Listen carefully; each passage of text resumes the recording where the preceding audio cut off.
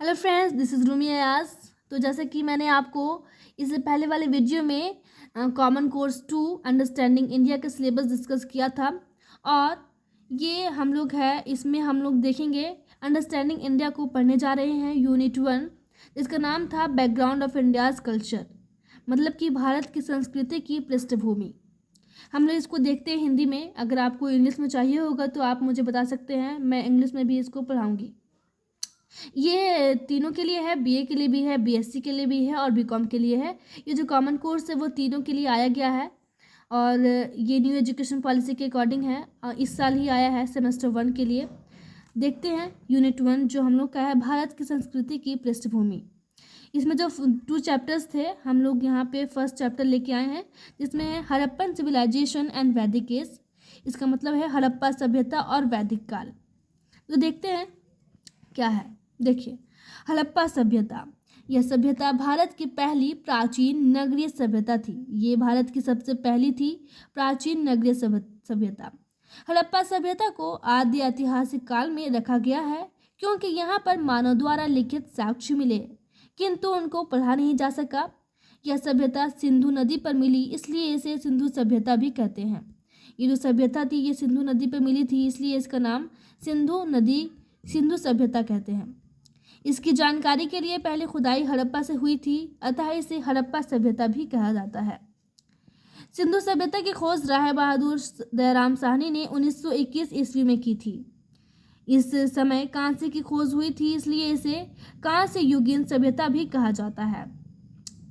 सिंधु सभ्यता की अवधि कब से कब तक थी, इस बात पर भी विद्वान एकमत नहीं थे। मतलब कि कई तरह के जो बड़े बड़े थे सर्चर, वो जो खोज कर रहे थे, वो लोग भी एक बात पर राजी नहीं हो रहे थे। वो हर कोई अलग अलग अपना जो था वो डेट दे रहा था, अपना अलग अलग तिथि दे रहा था। लेकिन रेडियो कार्बन तिथि के अनुसार इस सभ्यता का की सर्वमान्य तिथि जो सबसे ज़्यादा मानी जाती है वो 2350 से 1750 ईसा पूर्व के मध्य निर्धारित किया गया है। इसका पूरा क्षेत्रफल लगभग 13 लाख वर्ग किलोमीटर है, जो कि यहाँ पे दिया हुआ है 12,99,600 वर्ग किलोमीटर है। प्रोफेसर राव के अनुसार सिंधु सभ्यता पूर्व से पश्चिम 1600 किलोमीटर तथा उत्तर से दक्षिण 1100 किलोमीटर में विस्तृत थी। इसका विस्तार मैंने बताया कि जो ये पूरी सभ्यता थी उसका पूरा क्षेत्रफल लगभग 13 लाख वर्ग किलोमीटर था और पूर्व से पश्चिम में जो था वो 1600 किलोमीटर तक फैला हुआ था और उत्तर से दक्षिण में 1100 किलोमीटर में यह विस्तृत थी, मतलब फैली हुई थी। सिंधु सभ्यता के सर्वाधिक पूर्वी पुरास्थल आलमगीरपुर पूर्वी भाग में और पश्चिमी भाग में सुतकांगेडोर बलूचिस्तान में, उत्तरी भाग मांडा जम्मू कश्मीर तथा दक्षिणी भाग दायमाबाद महाराष्ट्र में था। इसका मतलब ये है कि जो पूरब में था वो सिंधु सभ्यता का आलमगीर था, वो पूर्वी में था, और पश्चिमी भाग में सुतकांगेडोर था, सिंधु सभ्यता का एक प्रमुख स्थल जो कि बलूचिस्तान में आता था, और उत्तरी भाग में मांडा जो कि जम्मू कश्मीर में था, और दक्षिणी भाग में दायमाबाद जो कि महाराष्ट्र में था। यहाँ से आप ये समझ सकते हैं कि ऑब्जेक्टिव क्वेश्चन यहाँ से बन सकता है कि पूरब में सिंधु सभ्यता की कौन सा स्थल था, पश्चिम में कौन सा स्थल था, दक्षिण में कौन सा था, उत्तर में कौन सा था। इस तरह से आ सकता है और वो कहाँ पे स्थित था। जैसे कि सुतकांगेडोर जो था वो बलूचिस्तान में था, और जो जम्मू कश्मीर में था वो मांडा था, और महाराष्ट्र में जो था वो दायमाबाद था। इस तरह से आप याद रख सकते हैं कि दक्षिण में था दायमाबाद, उत्तर में था जम्मू कश्मीर, उत्तर में था मांडा, पश्चिम में था सुतकांगेडोर और पूर्व में था आलमगीर।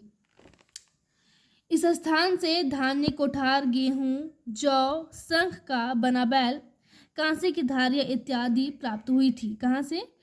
हड़प्पा से। हड़प्पा एक स्थल का नाम है, तो वहीं से जो ये सारी चीज़ें हमें प्राप्त हुई थी।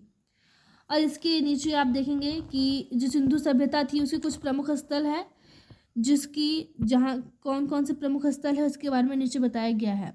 जैसे कि हड़प्पा है, जिसकी खुदाई काल 1921 में हुई थी, और इसके पुरातात्विक जो थे आप समझ सकते हैं कि जिन्होंने उत्खनन किया था, जिन्होंने खोज किया था, वो दयाराम साहनी थे।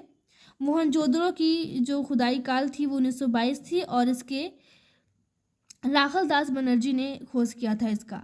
कालीबंगा 1953 या फिर 1960 बोल सकते हैं, जिसकी खोज बिलाल ने की थी। चनहुदुलो 1931 में MG मजूमदार ने। लोथल ये लोथल 1957 में, जिसकी जो खोज है वो रंगनाथ राव ने की थी। और सुरकोद्दा 1969 में, जिसकी खोज जगपति जोशी ने की थी। बनावली 1973 या फिर 1973 से 74 तक, जिसकी खोज RS बिष्ट ने की थी।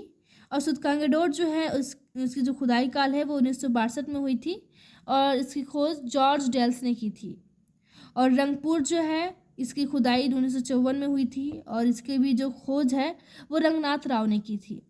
तो इस तरह से ये जो पूरा है नोट्स आप देख सकते हैं। जितने भी मार्क्स में पूछा जाए आप इसको अच्छे से उतार के और अच्छे से लिख के और अच्छे से याद करके इसको पढ़ सकते हैं। और जहाँ भी अगर आपको कुछ समझ में ना आए तो आप मुझसे पूछ सकते हैं। इस चैप्टर में अब वैदिक काल बच गया है, जो कि हम लोग अगली वीडियो में देखेंगे। हड़प्पा सभ्यता इतना ही था।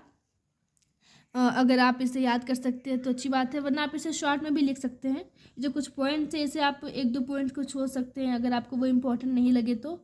इससे ऑब्जेक्टिव क्वेश्चन बनेंगे और वैदिक काल जो इसमें बच गया है वो हम लोग नेक्स्ट वीडियो में देखेंगे। तब तक के लिए थैंक यू।